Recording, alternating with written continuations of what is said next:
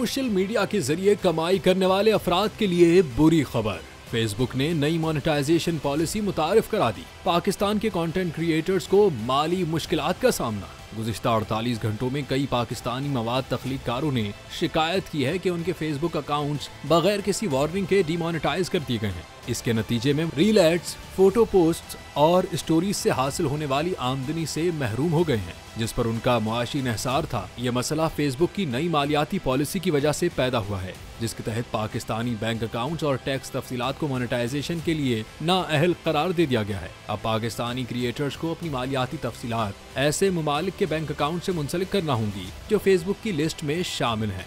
वाज़ेह रहे कि Facebook list में अमरीका, बरतानिया, भारत और मुत्तहदा अरब अमारात समेत कई ममालिक शामिल हैं।